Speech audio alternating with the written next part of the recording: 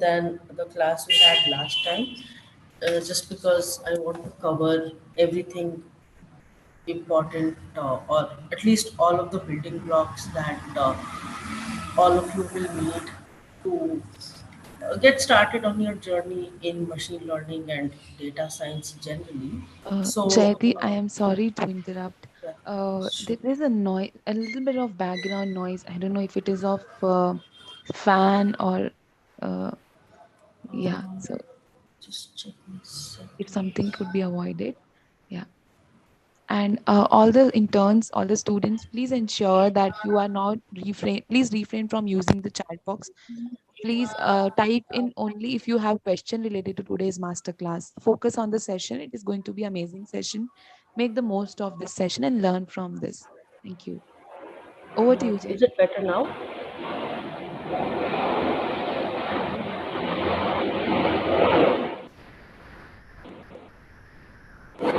Is it better now? Can you, is it possible to have earphones, Jayati ma'am? Uh, I'm wearing earphones. That's why I'm trying to figure out what Okay, happened. okay. Okay, I think then it might be fine in some time. Maybe fan. Yeah, it's better now. There's Okay, some okay, background great. noise. Yeah. So, yeah, actually, I live very close to the HAL airport. So Yeah. sometimes planes fly by. So, in some sense, for some of the noise, you can blame Indian Air Force. But other than that, let's just. I hope that at least I fixed the settings on my computer now. Yes. Please go ahead. Yeah, sure. Okay, so then let me just start by sharing my screen.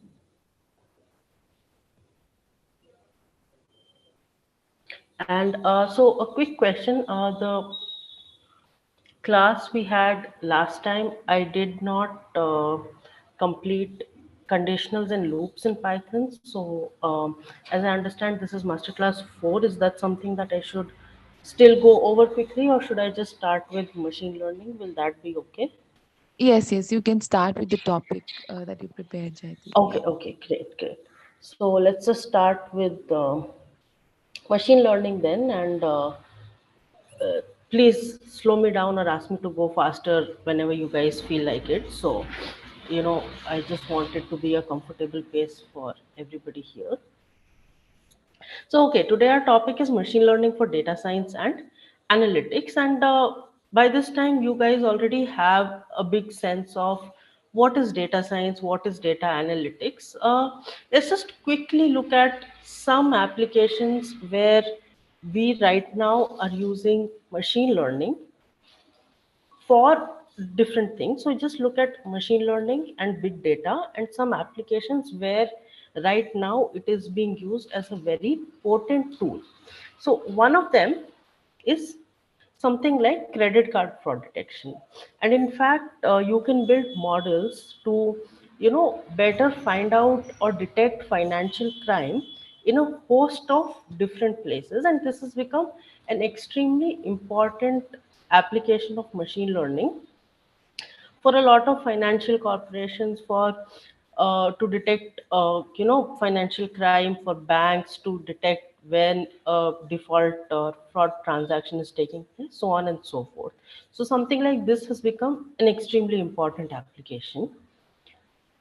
Machine learning is also very popularly used now in a lot of healthcare applications. So one example you see on screen where somebody has used machine learning to detect pneumonia, and this has been done using something called a neural network,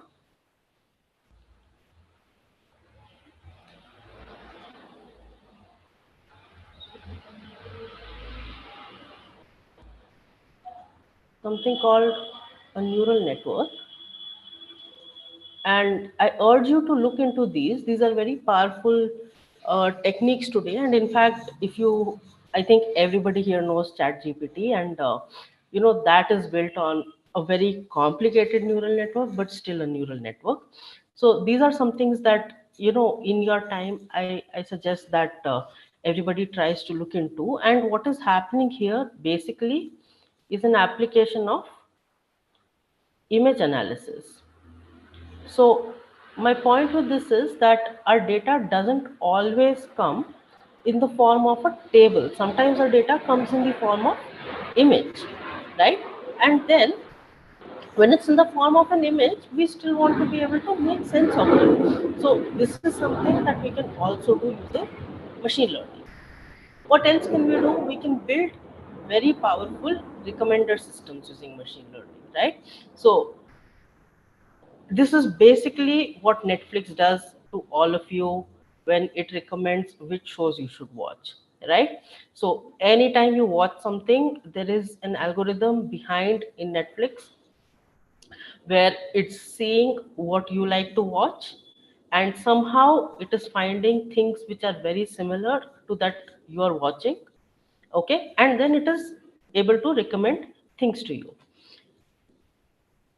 Other than that, we also have a lot of classification models, right? And these are very general models. So what you see on the screen is something very similar, where what do? I show my model, or I show my computer, or I show my machine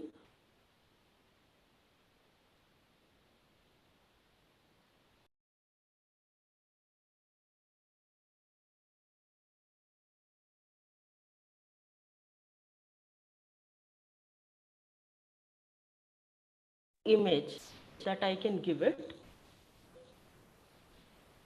Ma'am, screen is not visible. um, okay,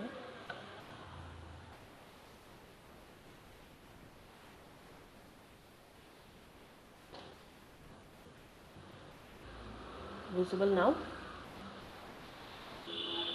Yes, ma'am, it's visible. Okay, perfect. So here again, you can see that we can do different kinds of classifications, and one very important classification model that you use every day is how your email classifies spam. So spam detection is actually an application of classification model. So every time your Gmail flags something as spam, behind the scenes there is a classification model where it's looking at so many emails, all the emails, and it's trying to understand what are the features which make a email either a spam or not spam, right? So that is one very important and very uh, frequent use of classification models that even you use every day, or your email provider uses every day. Okay, so now before we start to look at any actual machine learning, very quickly I want to go over, once you have your data and before you give it to a machine learning model, any machine learning model, what do you have to do? Okay, because if you just give it random data, the computer cannot make sense of it, right?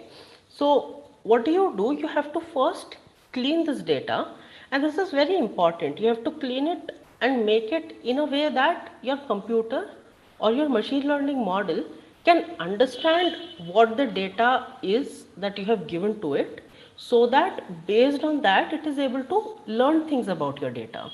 Okay, so data cleaning is very important. Otherwise, I don't know if you've heard the term. There is this thing, or there's this phrase that you might come across very often, which is garbage in, garbage out. If you give your model bad data, you are going to get bad insights. So very quickly, we will look at a few things that we do to clean data. One of the things that we do is we look for redundant white spaces. So this can be anything. Okay, so for example, if you were dealing with a table data, right? If you had,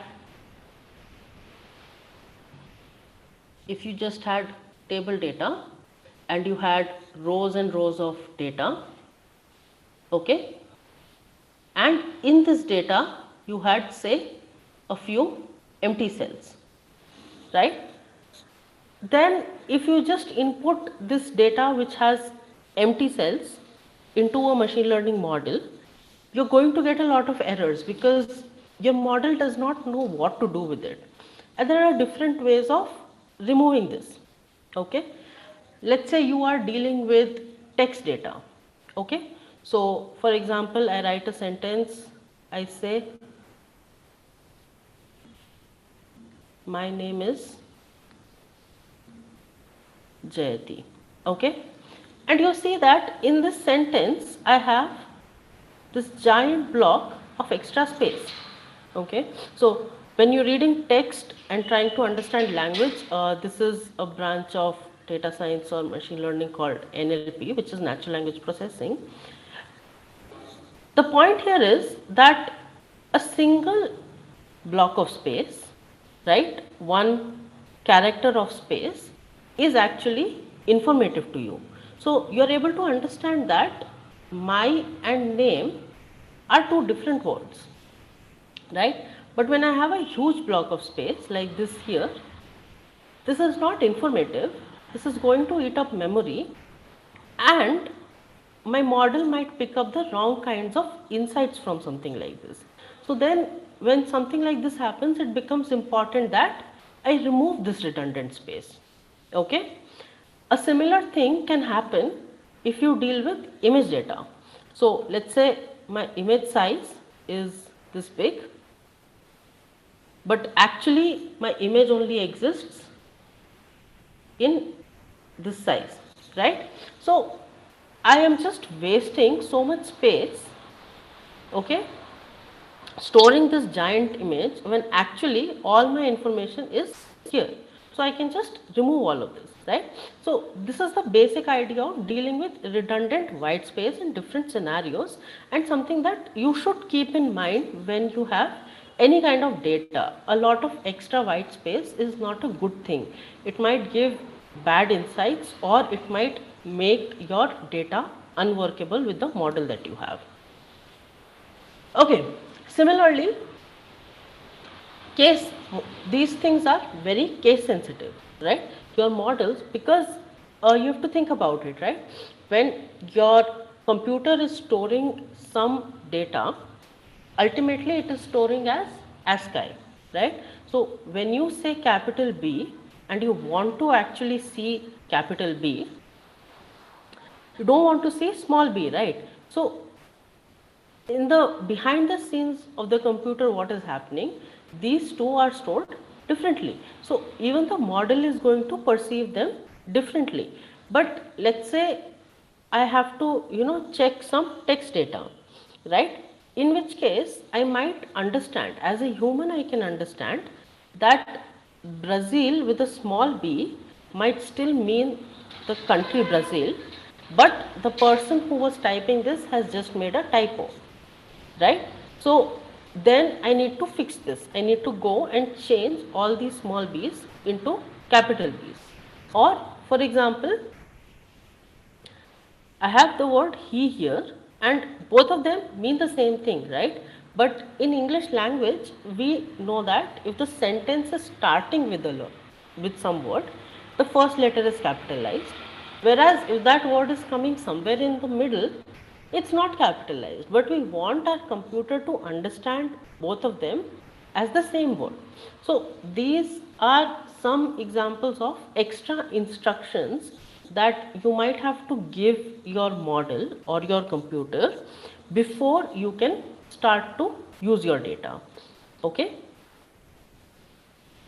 All right. Sometimes what happens is that you can have data and there is nothing missing in it, but somewhere along the line somebody who was entering data has made a mistake. Okay, for example, you give out a questionnaire and somebody has written their date of birth as 2026, right?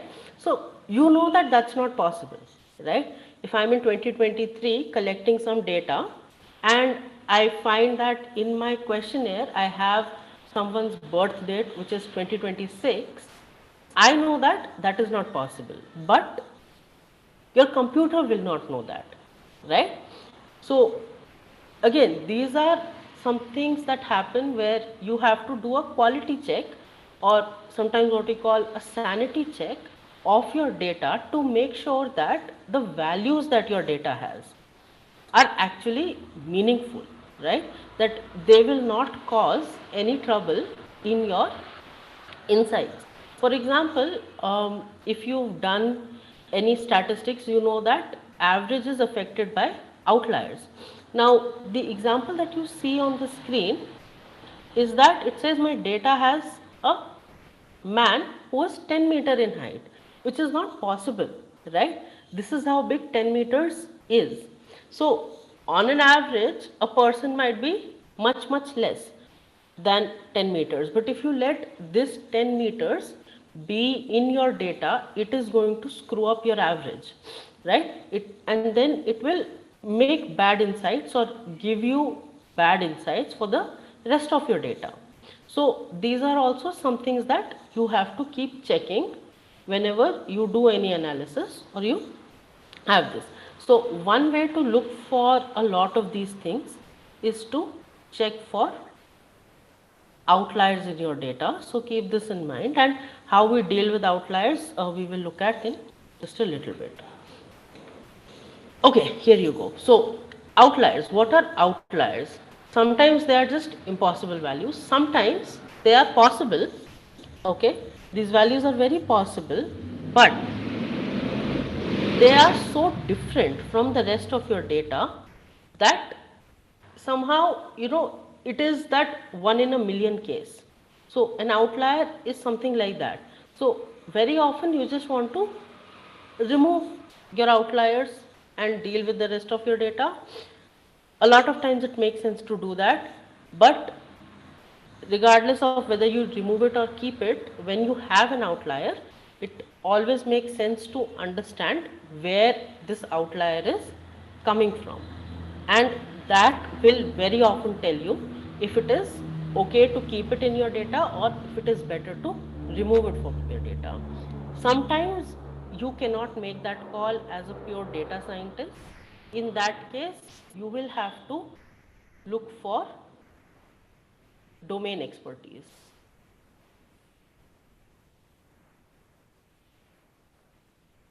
Okay, domain expertise. My bad for the spelling error. So what do I mean by you have to look for domain expertise? For example, let's say that let's say I'm working with diabetes data, and I collect a lot of data on the blood sugar levels or blood glucose levels of a lot of patients. The problem is I am not a doctor.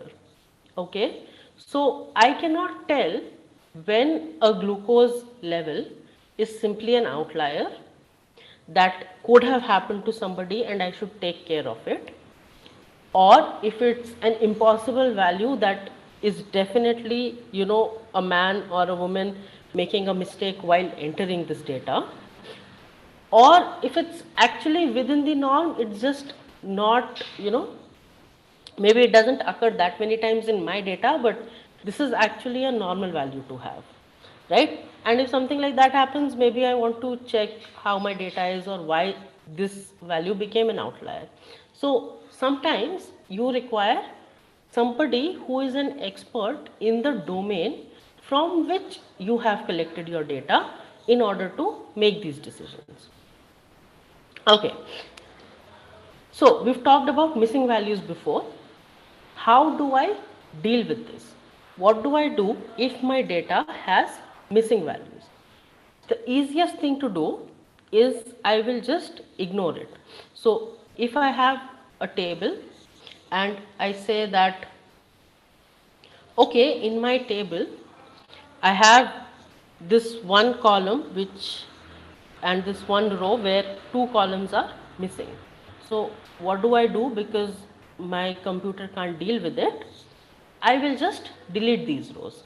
Okay, so I will just not use these rows and I will pretend that the rest of my data is actually the complete data. Okay, so this is something I can do, why not, right? The problem is, even though this is an easy solution, you are losing some information. Okay.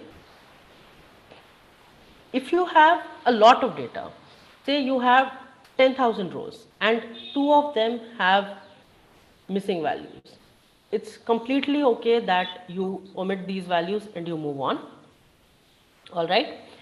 But if I only have 500 rows and out of that 100 rows have some missing values somewhere, now I need to be very careful, because in losing these 100 rows, I am losing a big percentage of my data and I am losing a lot of information. So you have to make a judgment call on when it is okay to omit these. You can set them to 0 or NA. Okay. This is okay when a 0 value is possible, but imagine that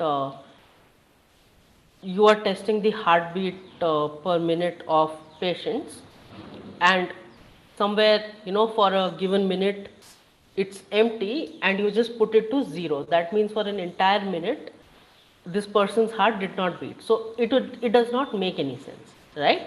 So that is the problem with having these values set to null or 0 or NA. Okay.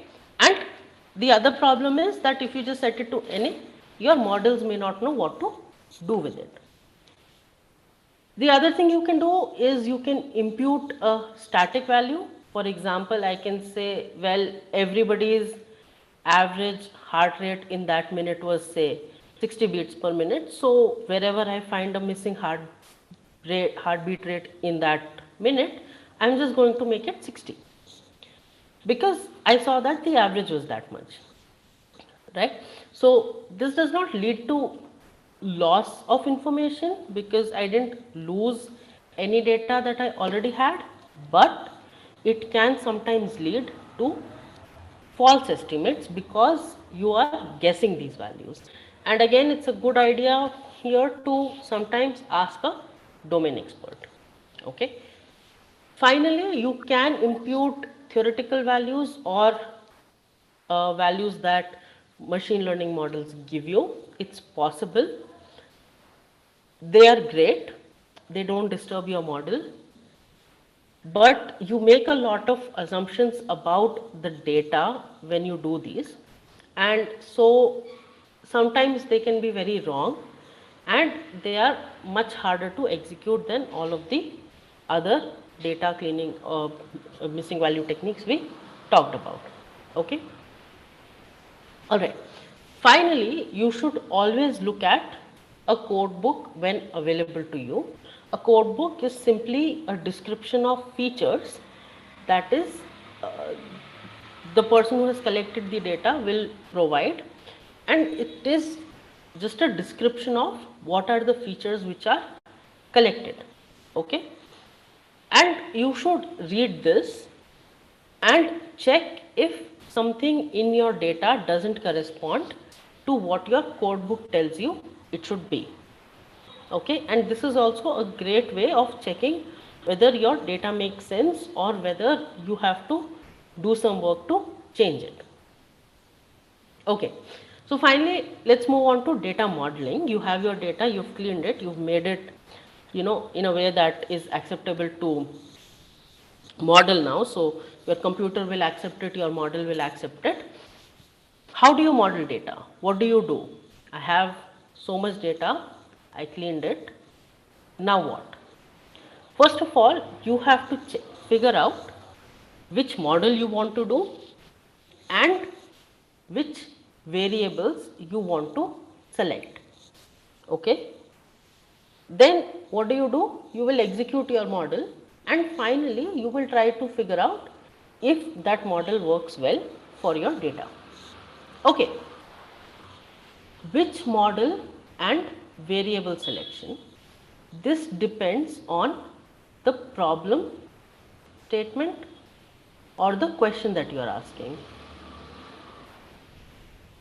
Right? This depends on the problem statement or the question that you are asking, because with each different question you will want to select different variables from your data. Okay, imagine that I have a class of students. I have all of you guys to whom I'm teaching machine learning.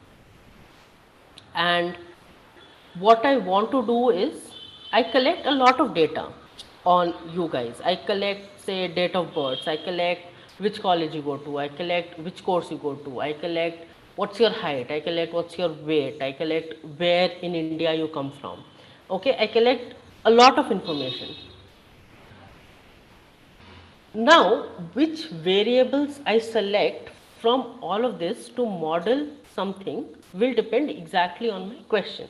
For example, if my question is that I want to figure out how to make these presentations or what topics to include in my presentation, how tall you are or what is your weight has no bearing on that, right?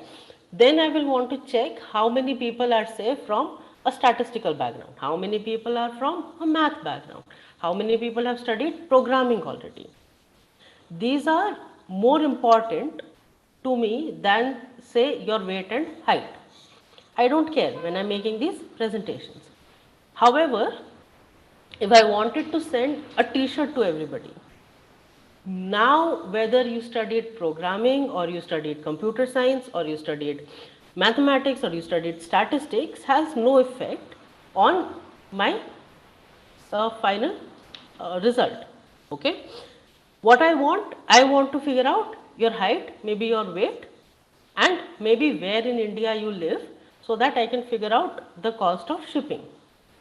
So from the same data set, depending on the question that I ask, I will have to select the variables which are important to me, and then based on that build a model. Okay, and the rest is relatively more straightforward, right? This is the first step. This is where you will spend a lot of time figuring out exactly what is relevant from your data. Remember that having too much information will lead to a bad model. We will see how that happens. I will also try to give you more examples. But it is very important that you select your variables carefully, that you don't give it too much information, because all of those things will lead to worse models. Okay, so when I'm selecting my model and variable, what are the different things I have to think about? I have to think about who will use this model, right? I can say, okay, this is a one-time model that will solve this one specific problem and I don't have to use it again. Or this can be a model that will go into a pipeline for a company and will be used every week, or this is a model that I will give to a client and they will use it every week. I will not use it. Okay. And based on that, I have to think about how easy it should be to implement. Suppose I teach you how to, you know, build something and I am not there anymore. And then I give you a totally different tool that you have never seen before. Then what is the point, right? Because you are not going to be able to build this thing with this new tool that you have never seen before. Okay? And then as a customer, you have no idea what to do with it. So you will not come back for my services. So as a service provider, I have failed. However, if you come to me and you say, okay, I want this model built and I want this prediction. I make a prediction, I give you the final prediction. In this case, I'm not giving you the model, I'm only giving you the final prediction. So then it's okay that it may not be so easy to implement for the other person as long as I am able to work on it. So this is something to keep in mind, just in terms of who will use that final model, because whoever is using it should be able to use it, right? Okay. Second thing that you also want to think about is sometimes how difficult it is to maintain the model. For example, if it's a real time data analysis, then these things can be harder. You have to think about how it will perform real time as new data comes in immediately, right? So, for example, if I want to predict, say, stock prices, I want to predict the stock prices in the next 5 minutes based on the stock prices as they fluctuate. Okay, so this is, I have to figure out, will it be able to change as new data comes in, right? Otherwise, if that is the case, great. If not, then I have to figure out that maybe a different model is required, right? So all of these different things, as you build more and more models, you are able to make these judgment calls. Okay. Finally, model execution is you write your code and you execute it. We will see a few examples of those. What I have here is just something very simply done in R. I will not, sorry, in Python. I will not spend a lot of time on it, but just for you to see it, we will actually look at some Python notebooks soon. So, but model execution step is simply just writing the code for the model that you have decided and executing it. Okay. So, these are two examples. This is what code often looks like, but at the moment I will not spend too much time on it. Once you run this, once you run your model, you have to check whether it performed well or not. Okay. You might think that a model would perform well for a given problem, but sometimes it may not for several reasons. Okay, but how can you check whether it performed well or not? And the idea here is that you find some way of calculating any kind of error. Okay, MSE is something called as mean square error. It's just an example. We will not get into the specifics of all of the different errors that exist and how to calculate them, but the idea is that you figure out some way of measuring the error in your model's prediction. Okay, if it's a classification model, it's easy, right? I can say if my model is detecting spam or not. I will check how many mails it detected.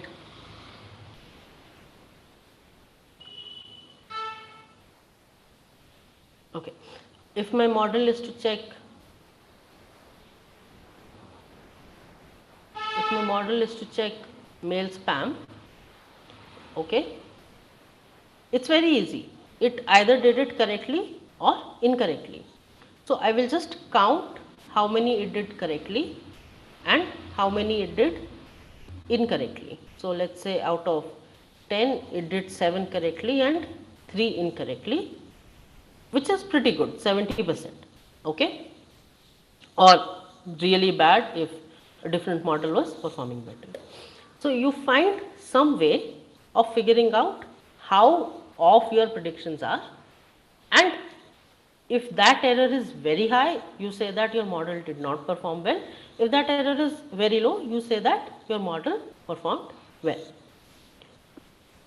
Finally, what you want to always do is you want to have a couple models and you can check so that you can compare which model performed better. Okay. So for example, if I have say 2 models for some kind of price prediction, I calculate the error in model 1 and I calculate the error in model 2. I calculate the total errors for both of them and I will choose the one which has minimum error. So that is how you can compare different models. That is one way to do it. Okay, now let's focus our attention more specifically to machine learning. So, in your data science process, machine learning is a part of the modeling phase. There are different ways to model your data. Machine learning is one of them. Okay, you do different things in the entire data science process. Machine learning is very specifically modeling your data. Okay, remember, you can model data in many ways. Machine learning is one of them. What tools do we use for machine learning? You can use R. Python is also very popular. Today we will focus on Python. What are the most used ones are some of the things that are mentioned here for modeling your data. These are the most used. Okay, even from these, scikit-learn is, I would say, an extremely important library for you to know. Stats model, for anybody who is or has a more statistical background, then you have seen a lot of statistical modeling that happens, and a lot of that is implemented in stats model library. Okay, what you will also need is to store this data and access it from memory, and very often, visualize it, so on and so forth. For all of that, these three are, in my personal experience, the most important, that you absolutely have to know, without which you cannot really do anything further. Okay, pandas and numpy are absolutely essential. Matplotlib is one for data visualization, but there are a few more libraries like cbond which you can also use for data visualization. Pandas and numpy are a must, and we will look at that today as well. NLTK is a library for text analysis, and it's not the only one. Now we also have a few more that you can use. NLTK is just one of them. So as far as machine learning modeling goes, these are the libraries that we have to focus on. Okay, the other things are more about optimizing your code or data warehousing, or manipulating data in other ways. Today we will not be talking about those, but for machine learning modeling, these are the ones that are absolutely essential for us. Okay, now, what is machine learning, and are there different kinds of machine learning? How many kinds of machine learning are there? What are the different things we can do?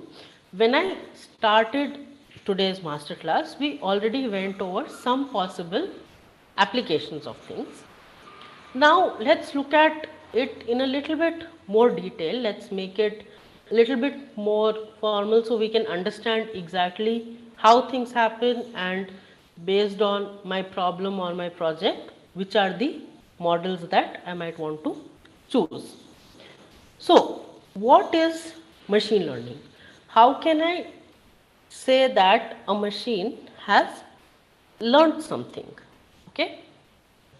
So think about it. How do you know when you have learned something?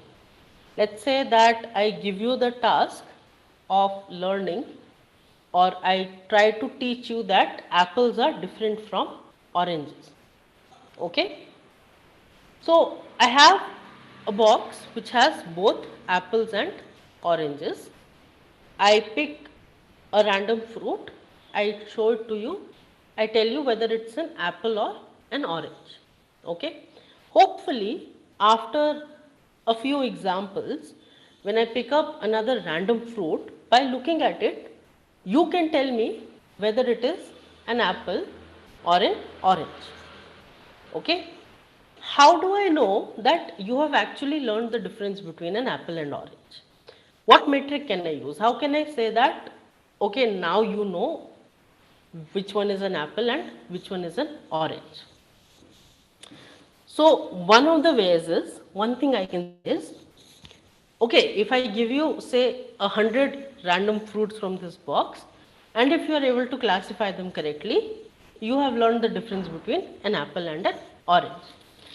That is the exact same metric that we can use when trying to understand whether a machine has learned something or not. Okay. So more formally, you could say that if it performs better than random chance, it has learned something. Okay. So that is machine learning. The basic idea is, somehow the machine is able to pick up on patterns. These patterns can be anything. They can be features of something, they can be the presence or absence of something, whatever, depending on your data and the problem.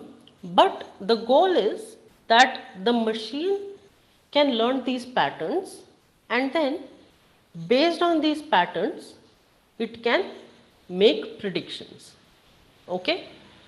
Now there are two major kinds. There is supervised machine learning and there is unsupervised machine learning, and there are things in between, for example semi supervised machine learning.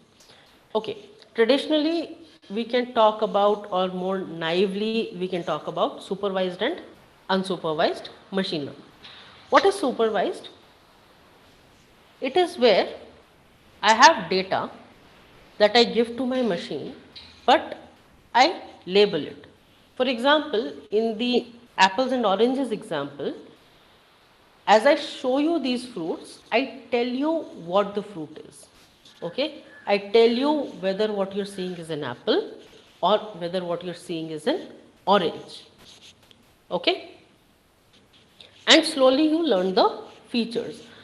If you want a little more extreme example of this, you can look up how humans are trained to tell the gender of baby chicks, or during World War II, how some people got really good at detecting or classifying enemy planes as they flew past. So the idea is that your data is labeled. You tell the machine what it is looking at. So I give it an apple, I tell it that this is an apple. I give it an orange, I tell it that this is an orange. And then it tries to learn the different features, or features that differentiate an apple from an orange. This kind of learning is called supervised machine learning, and it then will be able to make a prediction when you bring in a new data point which is not labeled. So when I give you a random fruit but I don't tell you if it's an apple or orange, you tell me. Okay, so that is the idea with supervised machine learning. There are two big classes of problems that we can solve in supervised machine learning. One is regression, one is, the other is classification. Okay, the classification one we've kind of talked about. Our favorite example today is spam or not spam, or apples or oranges. Okay, what about regression? Regression would be something like, sorry. Okay, um, sorry for the interruption. Regression is something like where you can think of whatever output your machine will give will be continuous. For example, let's say I want to predict the price of houses based on certain features. Okay, these features can be, for example, location, if it's in an apartment complex, if it has which floor it is on, the number of bedrooms in it, if it is close to a park, if it is close to a bus stand, so on and so forth. And what is the output? The output is a number on some continuous scale. So that is an example of a regression problem. Okay. So classification, you have categories, and the final output or prediction is which category does this thing belong to. Regression is your final answer is on a scale and you make a best guess. Okay. So regression is supervised machine learning where variable is continuous and you predict a final output based on some features. Okay, there are different kinds of regression. We will not see a Python example of all of them, but the important ones I will still tell you. So there is linear regression. Okay, this is the simplest regression model that we have, where I say, okay, I have all these data points. Okay, so for example, these could be, y can be, say, the number of units of a thing, and x can be its price. Okay, so what do? I plot all my data points on a graph. Okay, plotting is done. What is the next step? I try. So here I can see that even without anything else, if I just look at all my data points, right, I can see that as x increases, y also increases. Okay, and it seems to increase in an almost straight line fashion. So to make a further prediction, what do? I find a straight line, this blue line that you see here. I find a straight line which I say, okay, it's not crossing all the points, but it is very close to, if in the world was ideal, all my points would lie on this straight line. And this line I call a regression line or the best fit line. Okay. How do I make sure that this is the best line possible? I calculate errors. Okay. So what is my error? Error term is the length of this red line that you see, which is, blue line is what you predict. So for example, I predicted that at say 200, the model should have given me say maybe 17, but it gave me say 23. Okay. So this distance, whatever was the difference between what I predicted and what was the actual value, is the error. And you will have some error for each point. What do? I say, okay, whichever line between all possible lines will give me the minimum error, that is the line that I will choose. And of course, you don't have to do it. We now have computers which do all of this for us. So essentially, it will try to, or it will pick the line which will give the least possible error, and using this line then you will make your further predictions. So for example, if I want to check what happens at say 400, I will extend this line and I will see the corresponding value of 400, and that will be the prediction that my model makes about this trend. So this is called linear regression, where you try to fit a straight line. Okay. Sometimes it is not possible for you to do these things on a straight line. Your data may be not in a straight line. Okay. It's no rule that all your data must be in a straight line. What can you do then? So then we use something called as polynomial regression. Okay. So that is the model we will use if your data is not, if you have to use a regression model first of all, and your data does not lie in a straight line. Okay. And these are judgment calls, or you could make one linear regression model and one polynomial regression model, and then check which has lower error. You can also get this information by doing some exploratory data analysis and making a judgment call as to whether it's in a straight line or not. But again, the idea is exactly the same. In this case, I try to build a curve. So this red line here is my prediction. Okay, this is what I am predicting. And how do I know that this will give me the least error? I do the same thing. Blue lines are, blue dots are the values or the data set that I have based on which I am trying to learn this trend. So I just try to see how much of my prediction is from the data that I am trying to learn from, and I say okay, minimize this error, and whichever curve minimizes this is what I will want to use. Okay, that is the basic gist of polynomial regression. So this is just another kind of regression model that you can try to fit your data with if linear regression does not work. Okay, then we have decision trees. Now, these are really nice models for machine learning. Some of my favorite models are decision trees. You can use them for both regression and classification tasks.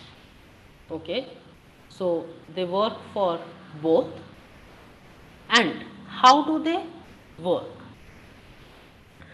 So I hope that everybody has seen a flow chart at some point in your life. A decision tree is kind of like creating these flow charts. Okay, for example, let's say that I'm trying to sort something. Okay, I have a big box.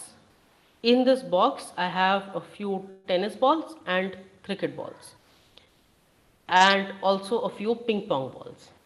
Okay, and what do I want? I want to somehow classify these balls into their respective categories, which are ping pong balls, tennis balls and cricket balls. Okay, I look for features in these balls which will help me do this. So for example, I will look at these balls and I will say, hey look, color is a great feature. So color is a feature for classification of these balls, and I say if it is not green, it will be a ping pong ball. So what will our decision tree do? It will make a, it will start with all the balls, okay, and it will say, okay, if the color is green, I put the balls here. If the color is not green, I put them here, and these are all ping pong balls. Okay, and then here it will try to see how else can it separate the green balls, because I still have cricket balls here and I have tennis balls here. So then it will go looking for one more feature. Okay, and then it will, I might say, okay, tennis balls are lighter, so the next feature to think about could be weight. So if it weighs more than so many grams, it's a it's a cricket ball. If it weighs less than so many grams, it's a tennis ball. And what it has done now, so weight less than x grams and weight greater than x grams, and then you get tennis and cricket ball. So what it has done is, it has given you a set of rules that you can follow in order to classify the next ball that I give you. So I give you a ball that you have never seen before, and you see that it's not green, and you look at your decision tree, it tells you that it must be a ping pong ball. Or you see that it is green, so you come down this way, and then you see, you weigh it, and then you can decide whether it's a cricket ball or a tennis ball. Okay, that is the basic idea of a decision tree.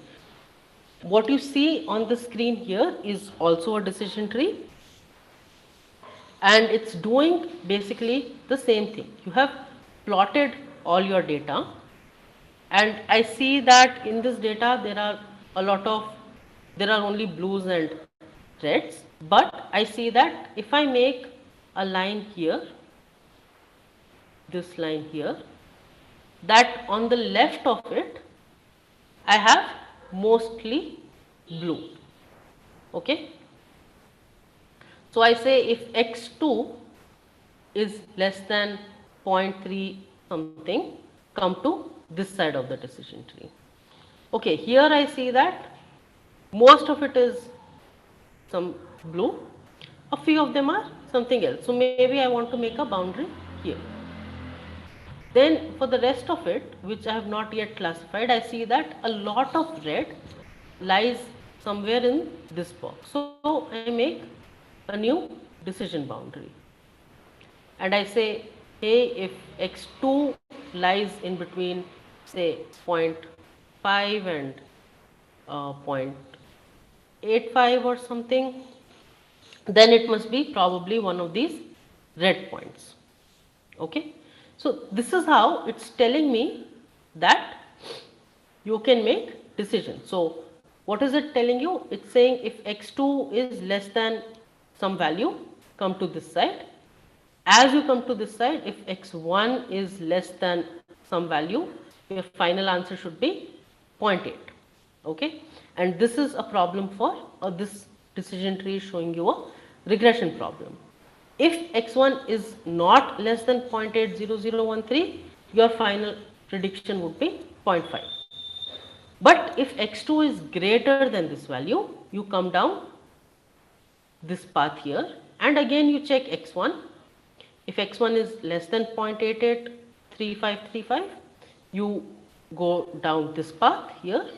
Otherwise, you go down this path, and this is how you keep making predictions based on which path you end up taking. So something like this, being able to get these rules in this hierarchical tree like structure is called a decision tree.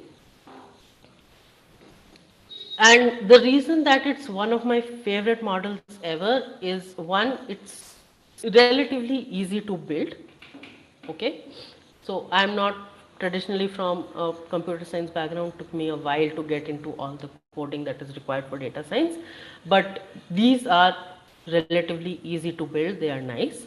So these were some of the earliest models that I studied.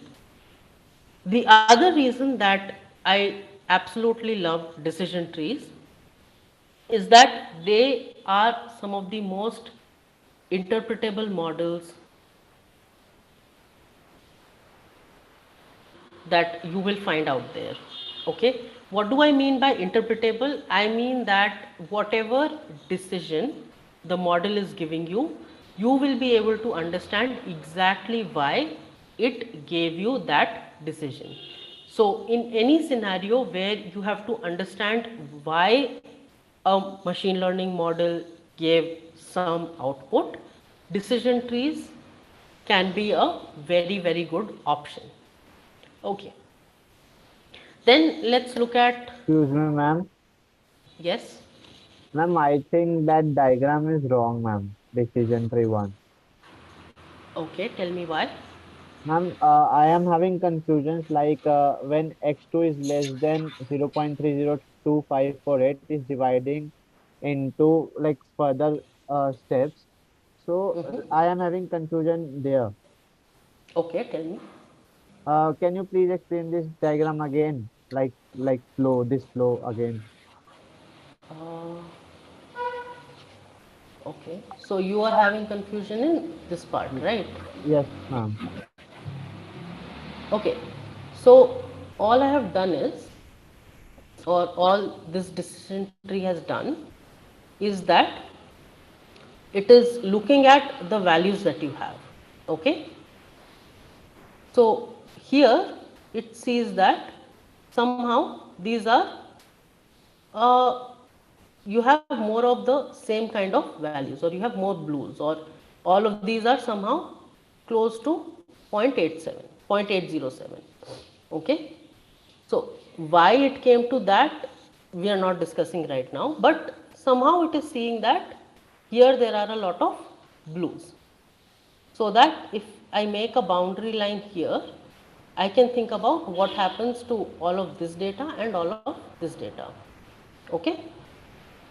Then what does it do? It looks at all of this and it says, okay, till here, till this point, they are spread. Okay. But here something different happens and these values are more closer together, or here there are more reds or something like that. So it says that, okay, if it is above this line, I will assign a different value. If it is below this line, I will assign a different value. So what the decision tree is telling you is, in case I give you a new data point, okay, so a data point you have never seen before, I give it to you and that data point gets plotted here. So it is on the left of this line, it is less than 0.3 on x2.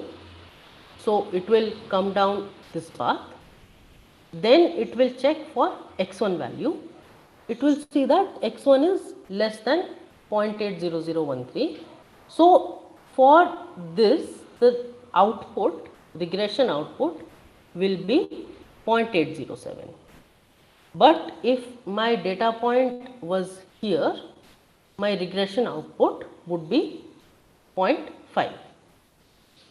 Does that make more sense? Okay, ma'am.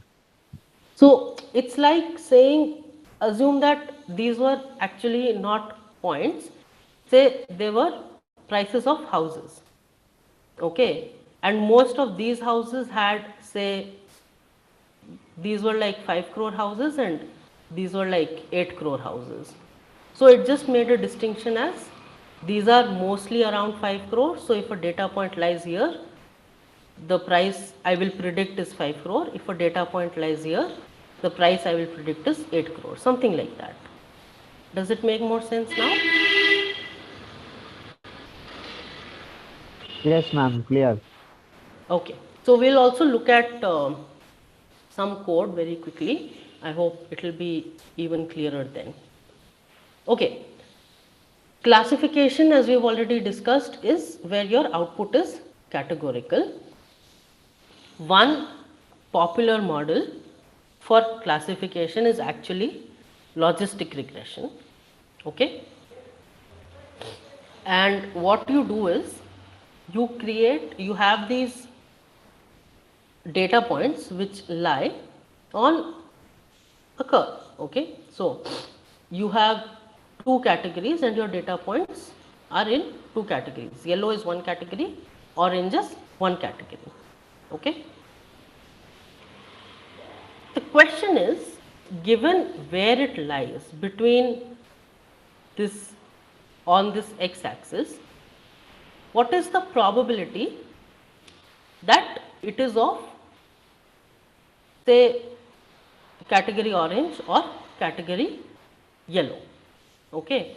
So what we do is we create this sigmoid kind of a curve, and using this curve we make a threshold and we say everything beyond this threshold is one category and everything below this threshold is a different category.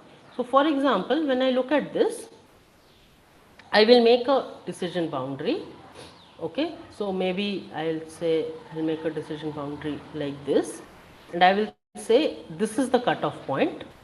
Okay, everything to the left of this will be orange, everything to the right of this will be yellow. Okay, so remember these are probabilistic models. The way that I often think about it is that, think about having two normal distributions, and if you see that, let's say, okay, let's say I have two categories, right? Orange and yellow. My orange is all of these guys. So this is orange, and for yellow I'll just take yellow, and this is yellow. Okay. So if my data point is coming from this side, I can say that it must be orange. If my data point is coming from this side, I can say that it must be yellow. The only time I have some confusion is where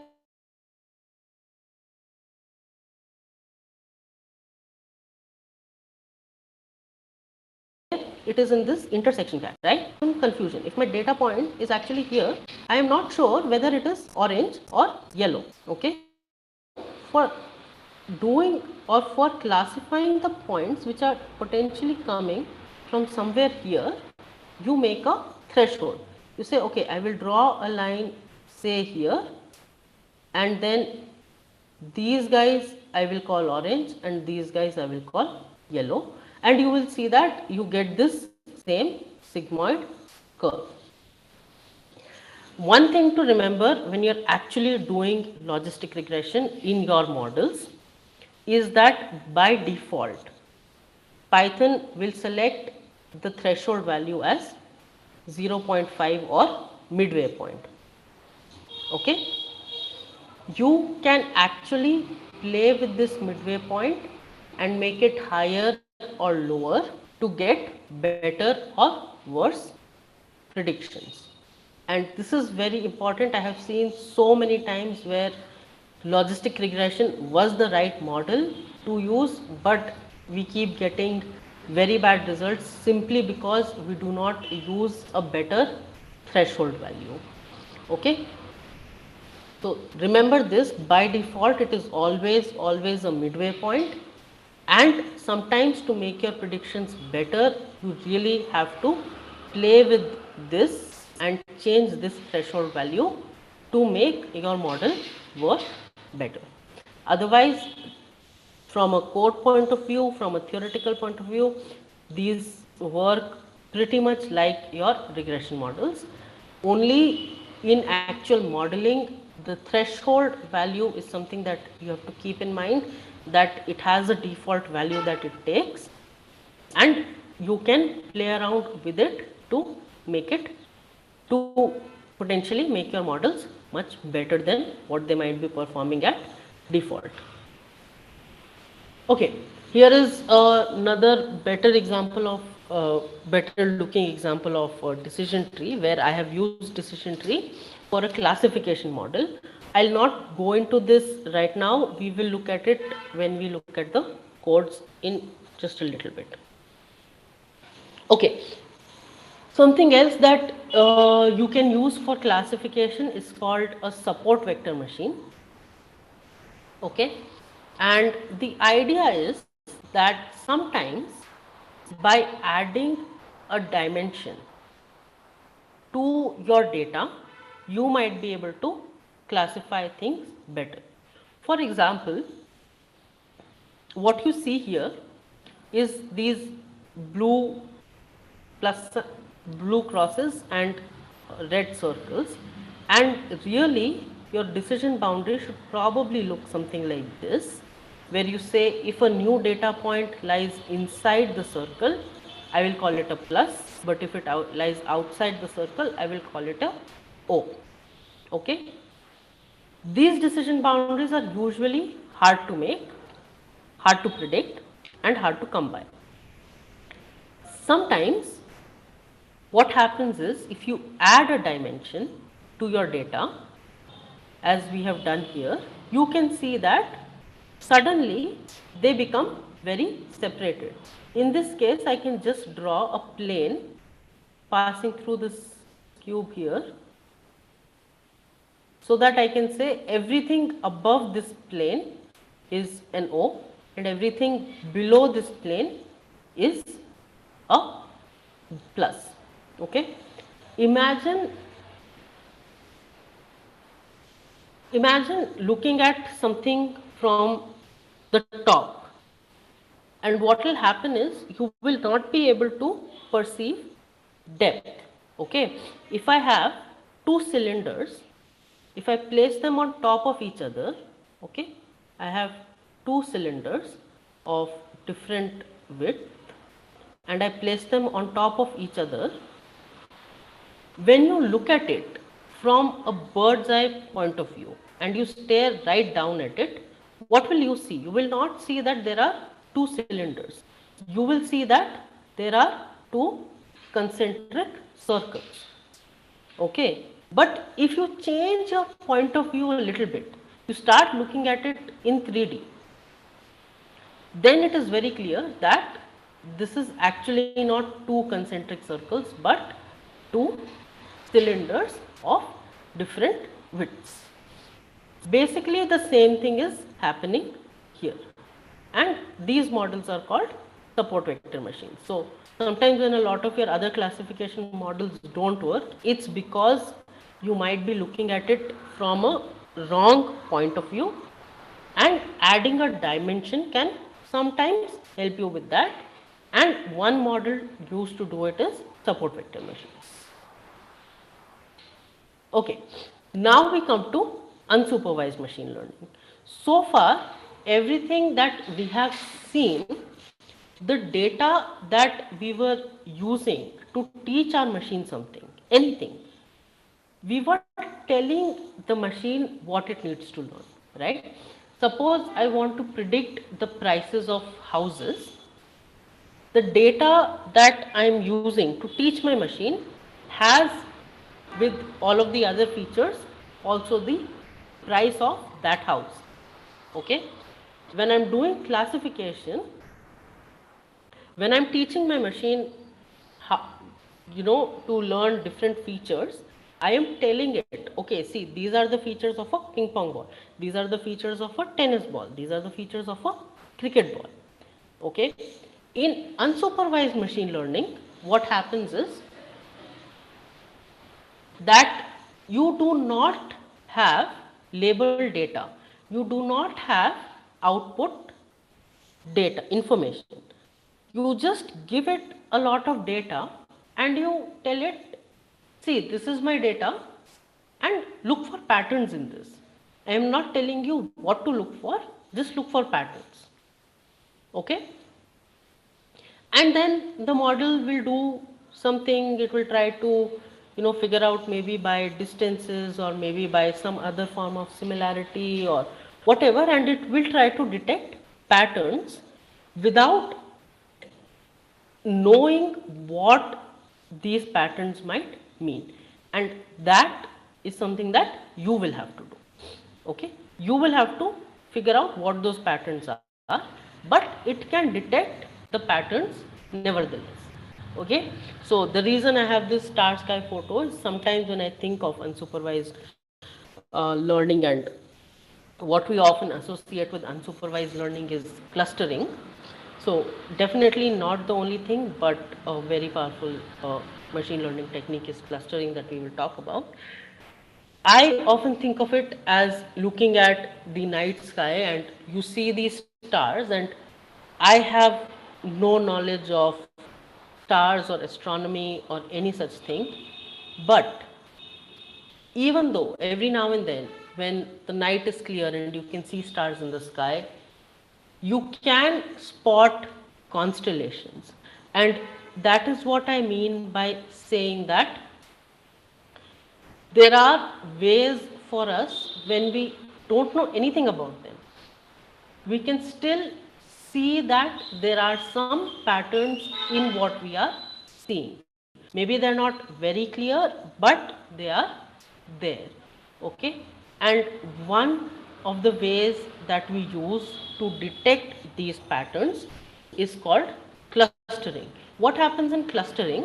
I just give it a lot of data and I say look for similarities, and whatever are the most similar things, put them in one cluster. And then I can study the clusters and I can see or try to understand why these clusters are similar. Okay. What you use for similarity can be anything. There are two main ways of clustering: the top down approach and the bottom up approach. Okay. Let's think of it as an extreme case. I have, say, in a class I'm teaching 20 students, or say 60 students, or say even 80 students, and I say every person is unique, therefore each of my student in a classroom is its own cluster. It's true, every person is unique, but does this give me any information? Does it help me with anything? It doesn't, right? Suppose I wanted to, order, or suppose I wanted to, yeah, okay, let's go with, suppose I wanted to order food for this class of 16. Okay, not everybody will want to eat the same food.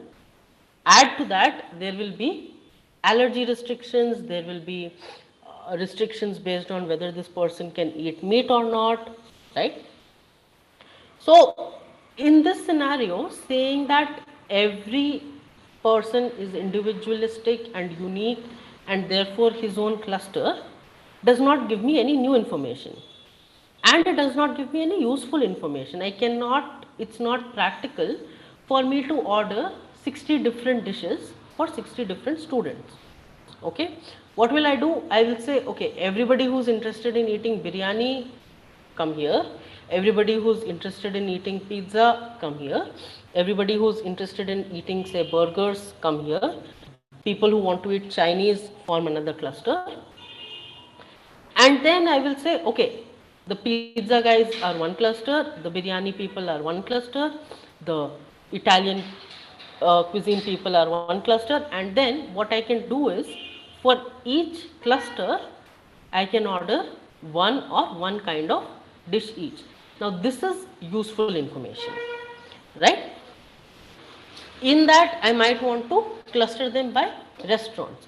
So maybe the Italian and the Chinese is coming from the same restaurant. I put those guys in one place so they can receive their order. And the burger and pizza is coming from the same restaurant. I put them in, their own cluster, and I say, okay, your order is coming from this place, you can collect your order, stuff like this. So what have I done? I started with 60 individuals.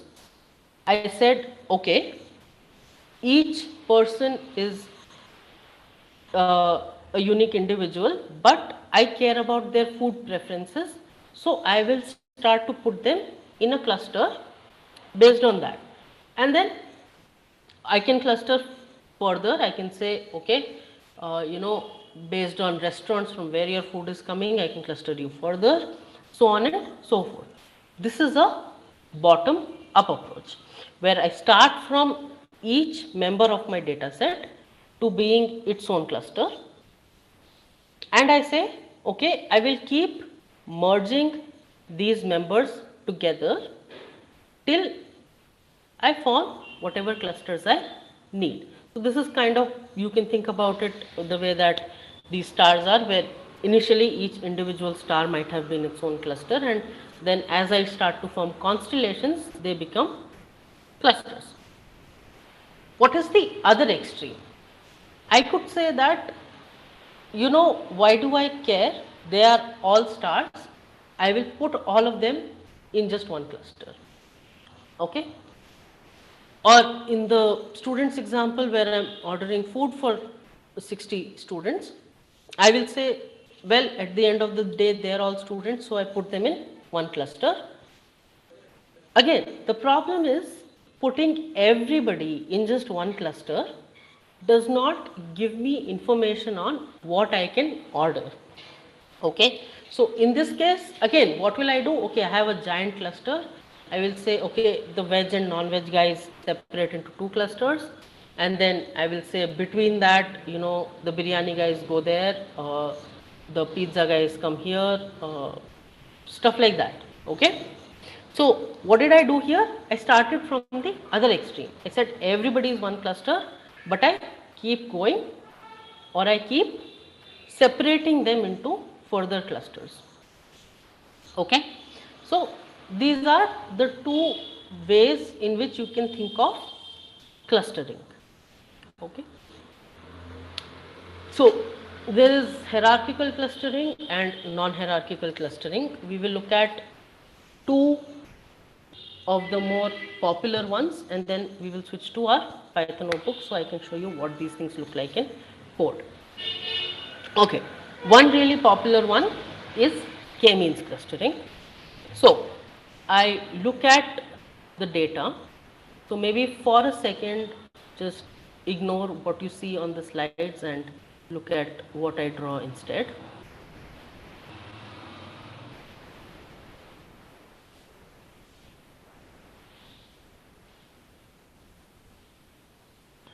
So just by looking at this data, I can think that this data should have two clusters, right? I can see that it's kind of present in two groups. There is this one group here and there is this one other group here, right? So maybe the logical thing for me to do here is to say this is one cluster, call it blue, and this is the other cluster, I call it red. Okay, I have decided that it probably should come in two clusters. The question is, one, how do I make my machine learn this? And which these two clusters are more importantly. And let us say that I now have a new data point which lies here. Where should I put it? Should I put it in the blue cluster or should I put it in the red cluster? Okay. One way to do it is by something called as k-means clustering. What do I do, or what does the algorithm do? You tell the algorithm, hey, I think the data should be in two groups. So the algorithm says, okay, fine, and it will take any 2 points as the centers. So here it has taken these 2 points as the center. Then what does it do? It goes and it looks for another point in the data set. So let's say I land here. What do? I compare the distance from this point to my blue center and to my red center. And I see that it is closer to the red center than to the blue center. Okay. So if it is closer to the red center, I put it in the red group. I look at this new point here. This is definitely closer to blue than the red. So I put it in the blue cluster. This is just the first step of the algorithm points to be the centers. And I decided that this is one cluster and this is the other cluster. Intuitively, we can know that these are probably not the best clusters. Okay. So the way that we have designed this algorithm, what does this algorithm do? It finds two new centers. How will it find those new centers? It says, okay, for this red cluster, I should find a center that is vaguely in the center of this cluster. So in this case, I can just sort of keep with the same point. But for the blue one, I look at this cluster that it has formed, and I can see that much of my data is actually here. So I say maybe when I take the average of it all, the center point is actually here. So I say, okay, change centers, make this the blue center and this the red center, and do the algorithm again. So again, for each point, it will measure the distance between the red center and the blue center, and whichever is closer, it will be assigned that cluster. It will keep going till the centroids stop changing. The center points stop changing. When the center points don't change anymore, the algorithm will stop. In this case, now, once the algorithm has stopped, if you give it a new data point, let's say here, how will it figure out which cluster this data point belongs to? Again, it will just measure the distance between the two centers, and in this case it's probably closer to the blue, it will get assigned blue. So this is k-means clustering. K is the number of clusters that you are making. You could do this with 3 or 10 or how many ever is appropriate for your data set. Okay. Finally, let's look at something called as agglomerative clustering, or what we do with, or how we study these is using dendrograms. So this is the kind of clustering where we start with each data point being its own cluster. Okay, so here you have all of these different data points. Each line here is a data point and it is its own cluster. And then what is the next step? You say that, okay, I will merge the clusters which are close together using any kind of distance measure. So it sees that these two data points are pretty close, it merges them. It sees that these two data points are pretty close, it merges them. It sees that these two data points are pretty close, it merges them, so on and so forth. Okay. When does it merge them? At a certain height. So at, say,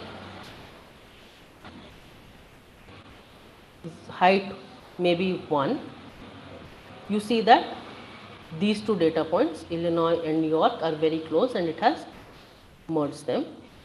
And maybe Iowa and New Hampshire, and it has merged them. Okay. What do I mean by height? I just mean some kind of scale. For example, what we are really doing here and what you see in the dendrogram is that, let's say I have these data points and I say, okay, each data point is its own cluster, but everything which is within 1 centimeter of each other becomes a cluster. So maybe these two become a cluster and these two become a cluster. Now I say, okay, 1 centimeter is too little. Maybe if they are still within 2 centimeters, they can still be a cluster. So I can see that maybe this point is within 2 centimeters to these other 2 points. So these become a cluster and maybe these become a cluster. That is what this height is actually representing, and you keep going till you can merge all the clusters together at some point. This is called agglomerative clustering. Okay, I will stop with these now and we will go over some Python notebooks that I have ready for you guys, so that you can see how these things work in code and you can see which Python libraries come in handy and how to use them. Okay. Right, let's look at one that I did for decision trees. So when you start with Python, you always have to start with loading the libraries that you require. And how do you load it? You load it using a import function, and you can actually name these whatever is easy for you to type. So I don't want to always type numpy.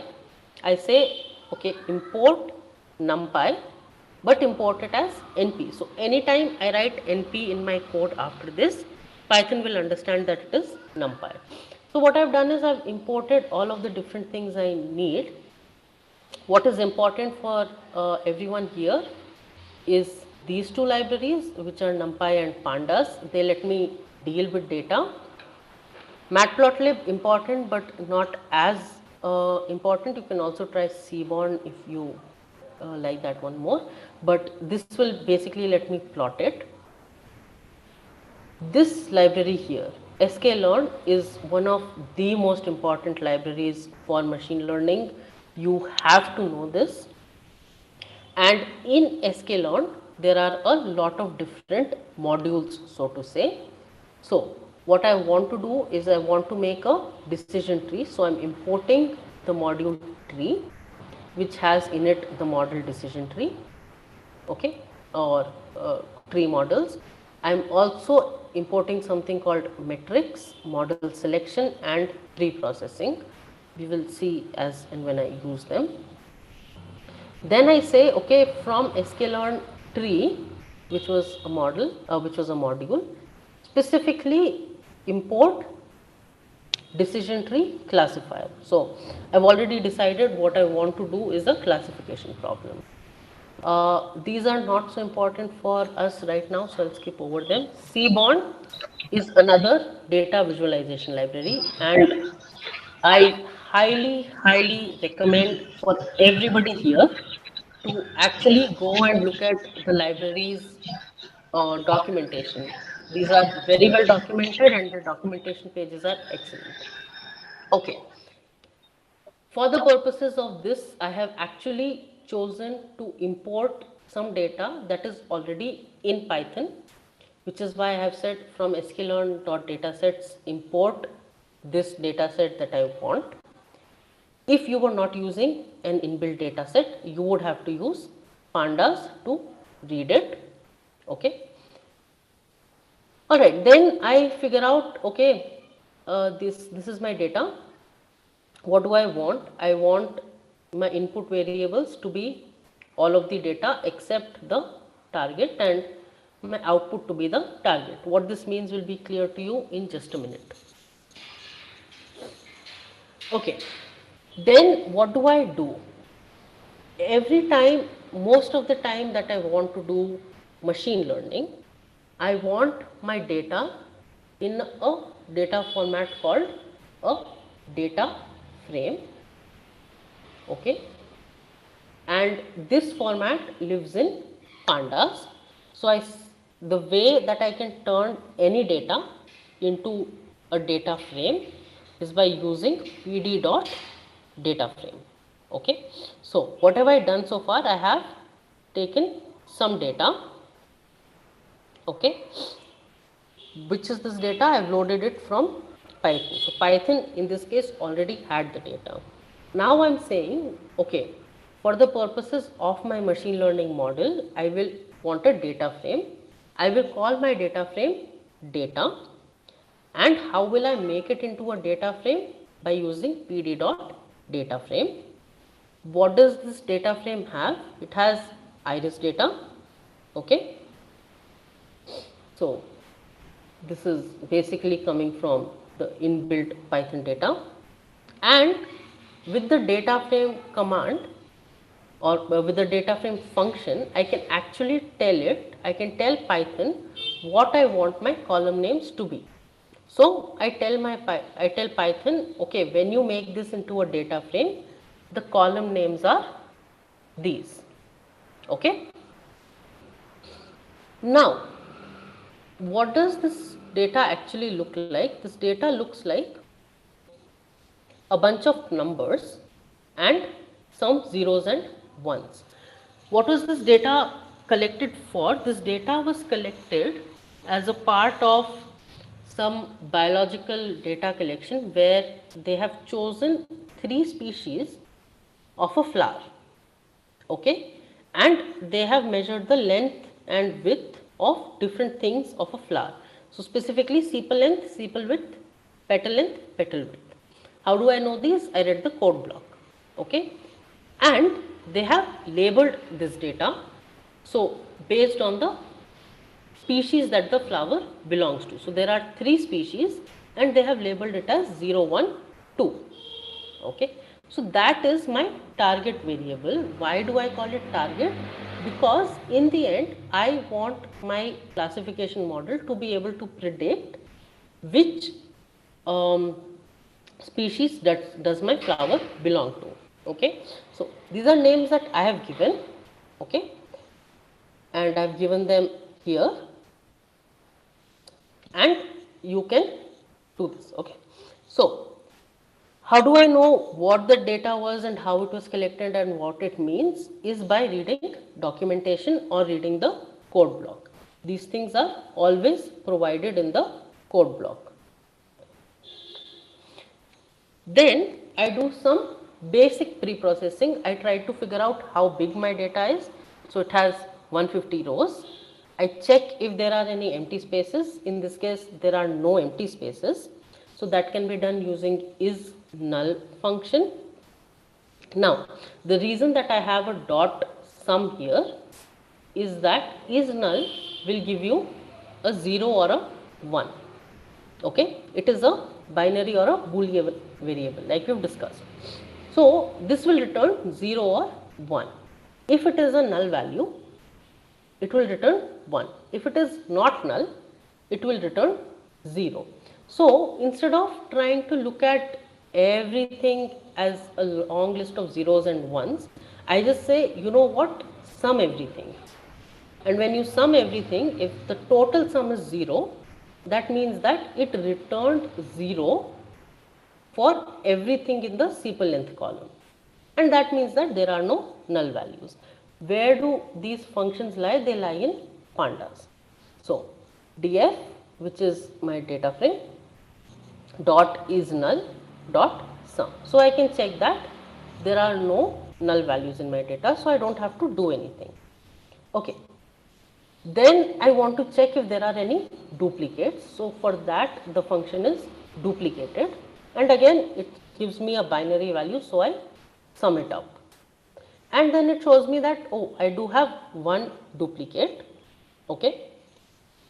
So I want to remove duplicates from my data set because it's giving me redundant information, right? It's not telling me anything new.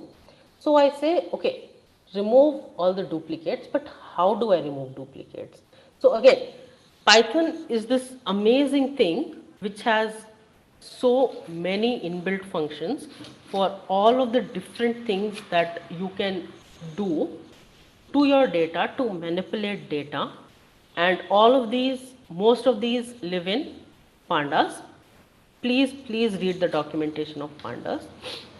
But I can drop duplicates by using a function called drop duplicates. Notice here that I have written something. I have said in place is equal to true. What does this mean? This means that whatever was my original data set, I wanted to make changes in that. Okay. So I have not created a new data set in which this duplicated row is dropped. In place means that in the data set or in df, change it. Okay. If you say in place is equal to false, it will not change the original data set. Okay. If you say in place is equal to true, it will change the original data set. So why is that important? Sometimes, most times, when you are dealing with the original data that a company has given you or that you have gotten, you do not want to make any changes in it to preserve the integrity of it. Okay. So then what do? You never say in place is true. You create a copy of it and then you work on this. But in this case, it was okay for me to say in place is true because I have defined a new data frame df where I am working. So I want to make changes in df. Okay. So I ask it to drop the duplicate. How do I make sure that it has dropped? I check how many rows it has. Okay. The reason that it's giving you an error is because I haven't run a previous cell block yet, but the code itself is fine. So df dot shape, and shape is a function that gives you the shape of your data. So we have seen here it was 150 rows. Okay. So this just gives you the shape of your table. So 150 cross 5 matrix, so to say, and here it had given 149. So I can be sure that I have dropped one row. So I have done my part correctly. Then you always want to do some data visualization, but that is not what we are trying to do here. However, this is a very informative graph because I have chosen to color my data points using target. Okay, so it has distinguished or colored different data points based on the target that was given in the data set. And I can see that in fact using something like petal length, I am able to more or less distinguish the data, right? It's very clear that your data has three different clusters and you can see that they cluster well. Okay, so this already gives us an idea of how the classification should look like and how it should work. Data exploration is one of the most important things that you can do. Then I finally come to creating my decision tree itself. Now, always when you model your data for supervised machine learning, you will have your data which will be the set of your features and the target, which is what you want to predict. Okay, you always will give your model two things, your features and what you want to predict. So in this case it is all of my features which lie in the variable data and the corresponding species of my flower which lies in target. Then what do? I call the decision tree classifier that I have already imported here. Okay, so I figured out what classifier I need. I figured out I want to make a decision tree classifier. It lives in sklearn. So I can just call it from sklearn and I can say, okay, make a decision tree. So this is just a variable which I am calling D tree. Okay, and this variable will have the model that I want to make, which will be a decision tree classifier. And then there are different things you can do where you can select the criteria for your decision tree based on which it should create the decision tree. Random state is just something for you to decide so that as you run the model several times, you get the you make sure that you are running on the same set of data. Okay. Then what do? I just say, okay, this is my model. To this model, which is decision tree, fit my all of my data, which is x comma y, and the rest of it, all of the things that we discussed, that it will look for features, it will see which feature is able to, predict the best way. Everything will be done by Python. The rest of the code is just for us to plot it. And you can see that from all the samples, it is able to check based on something called as entropy.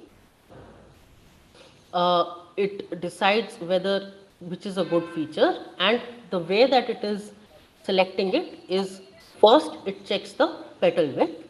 If the petal width is less than or equal to 0.8, it says that the flower must be of the zeroth kind. If it is not, if petal width is not less than or equal to 0.8, it goes to the next branch. And it keeps going till it has classified all the flowers or all the 149 data points that we had. So this is the basic idea of how you can fit any model within Python. You start with all of your libraries that you want. Okay, numpys and pandas, always you need them. Without pandas you cannot make your data frame. Okay, then the next step will always be to create a data frame. So let me just run it. The next step will always be to create your data frame. Once you have created your data frame, you can do everything else. So I'm almost out of time. I will quickly show you. I'm basically out of time, but I still want to show you the documentation for sklearn. So this is the place that you should come to for most of your models. Okay, I showed you one example of how you can do this, but this is the page which has most of the models that you will need or use. And once you are here, just go to user guide. Okay, and it has so many different models that you can use, that you can for your modeling. And it tells you how to, it has built-in libraries and functions for model selection, model evaluation. Okay, and it gives you some visualization features. It tells you, it can even help you with feature extraction, data pre-processing that we talked about. Okay, and it has built-in data sets which you can use. So all you have to do is come to this user guide here, and basically most of the models that you will want to use will be here, and you can see how to use them. For example, we talked about logistic regression, and if I just scroll down here, you can see that there are examples of how you can use logistic regression, right?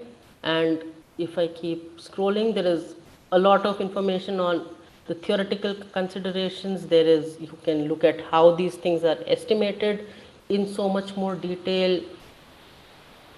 Okay, it even gives you different kinds of things that you can play with, different kinds of logistic regression you can do, polynomial regression you can do. Okay, all with examples. And if you, right, so everything here has some level of examples, and it has notes. And you can see, uh, if you want, you can, it has more references of where these things came from. Sometimes it will even cite the original papers. So for example, here it has cited the original papers that have been used to create these algorithms. So this is an absolute land, gold mine for all of the things that you could use. And this is one of the most important libraries that you can learn for machine learning. So we just did decision trees, but everything that you want. So for example, we talked about SVMs, in the presentation, and here you can see how that code works, and you can see the mathematical formulation for it, for those of you who might want to know these things, or who are maybe studying these things. Okay, and it even has so many extra resources that you can look up, and you can see different things you can do with SVMs, with examples.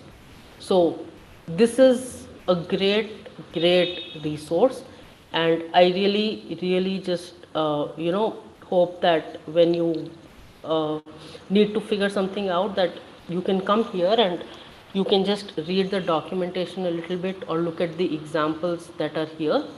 And using this, you can do the bulk of everything that you want in machine learning. So k-means is here. For example, we talked about this. It tells you, how to do it. It gives you visualizations, it gives you examples, right? So here there is, for example, a whole document on clustering a text document using k-means, that you can look up depending on whatever project you choose for this internship. So this is a great resource that I just wanted to share, which has so much that you can read and learn, and it will help you with your projects. So I think I'll stop here. I already overshot my time a little bit. Uh, any questions regarding anything that we did so far today? Yeah, thank you so much, Jayati, for an amazing session. It was really good. And even I learned so many things. So, yeah, thanks a lot. There are a lot of questions in the chat, a few questions. Okay. So, one question is by, give me a minute, uh, So I'll Samant just Nitin. stop sharing my screen. Is that okay then? Yes, yes, you can stop Okay. sharing the screen. Yeah. Yeah, Yes, so please. Nitin asked that is there any reason to choose specific algorithm? I think you already explained in detail about it.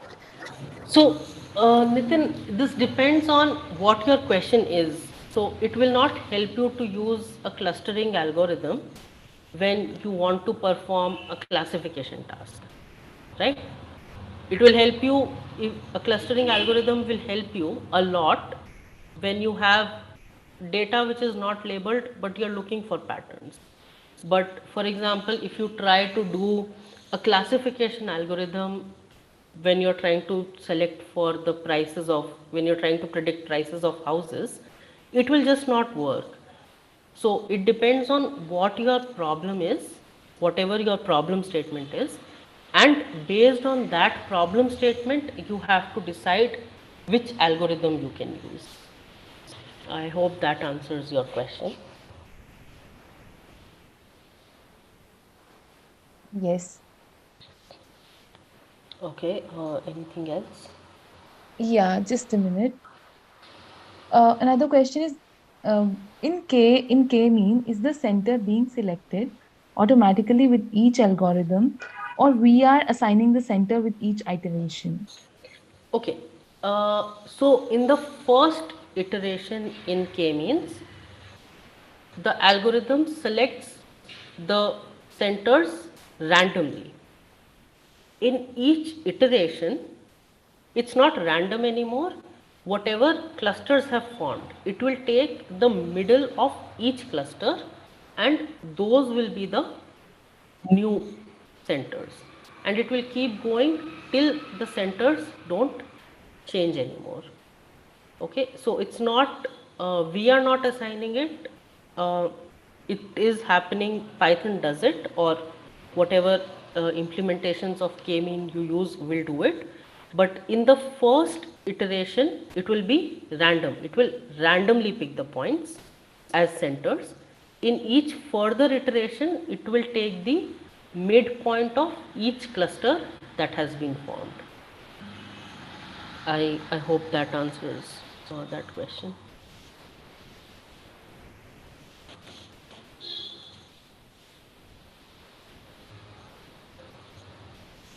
Anything else? Can you hear me, Jayati? Yes. Okay, I'm sorry. Yeah. Another student asked, ma'am, how can we determine which algorithm is best for getting accurate results? Okay, so this is something that we didn't go into a lot of detail, Okay. but the idea is that one thing is you will know what kind of problem you have. Okay, so whether it's a clustering or a classification or whatever, but even within that you will have different algorithms, right? So there is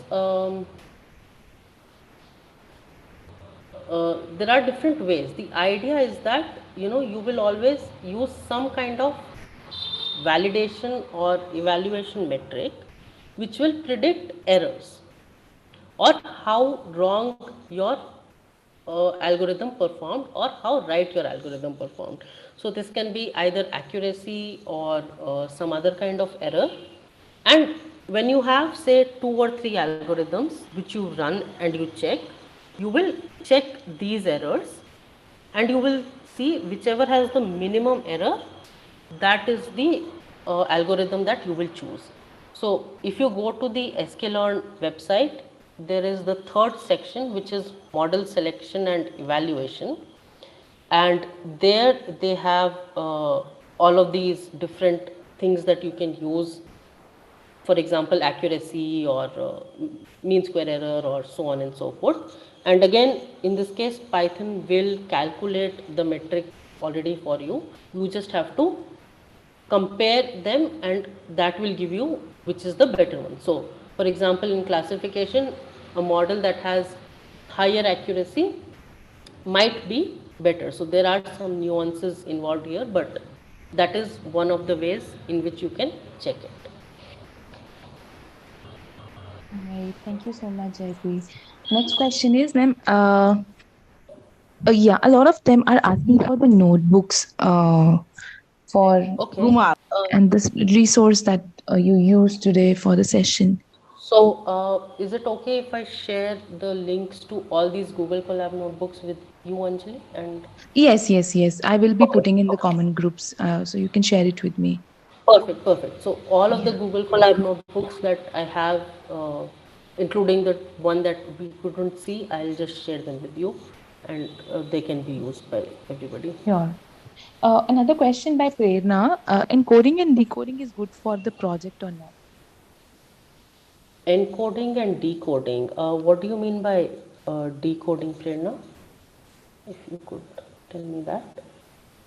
Prerna, would you like to ask, unmute yourself and ask so that we can get more clarity on that?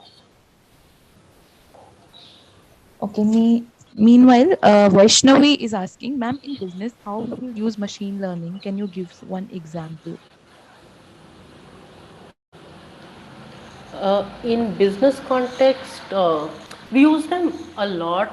So, for example, credit card companies use them for flagging suspicious transactions. So, if your credit card or maybe your parents' credit card ever got suddenly blocked after a transaction, it was probably one of these algorithms behind which was, classified a transaction there as a suspicious transaction, or it is used in detecting a lot of financial crime, or the way that Netflix gives you your recommendations, or the way that YouTube gives you recommendations. These are all built with, it collects data of what you watch and what you like, and then it builds a kind of clustering algorithm plus a neural network in most cases, and then it will give you these recommendations. So a lot of business models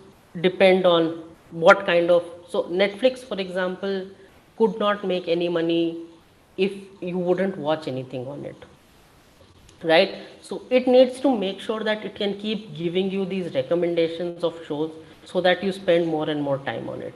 So that is one way that Netflix is using it. So all of these recommender systems have machine learning behind their backs. Or nowadays it is being also used in retail management, where people try to figure out what kind of customers buy what kind of things. So, when you get these personalized discounts, somebody somewhere is using data science to figure out what discounts to promote. Or ages ago, I think Pizza Hut, or not Pizza Hut, one such food chain did the analysis of when people buy the least amount from them, and it turned out that for some reason on Wednesdays the sales were always very low, and that is why for a long time you had so many extra sales and coupons which were specific to Wednesdays. So these are all different things. Ultimately, data has a lot of information, and what you can do with it is ultimately up to you. So these are some examples where it is being used in business. Thank Insurance you. companies also use it all the time. So I hope you have some idea now. Yeah, thanks a lot, Jayati. Prerna asked one more question. Prerna is saying decoding means decoding the messages in binary form. Uh, you will likely, I don't think you will use that. I don't think, unless you are doing something on a very, very minute level, I don't think you will ever use it. So in most my data science applications, I have not had to use it. uh, I know of people who have had to use something similar, but that was much more in actual program development or software development, not so much in data science. So that level of encoding and decoding is not something that you will have to use, at least in the initial days. All right, thank you so much, Jayati. Would you like to suggest them any project that they work on, that they can work on? Suggest any Uh, projects that they Sorry can to work. interrupt. Also, all the interns, I have already put the attendance form in the chat box. Please check and mark your attendance meanwhile. Yeah, please, Jayati, go ahead. Oh, there are so many projects. It really depends on what you find interesting. Lately, I have been very interested in image segmentation projects. So, for example, the example of detecting pneumonia or detecting brain cancer in scans of brain scans, MRI scans, something like that. But image segmentation also has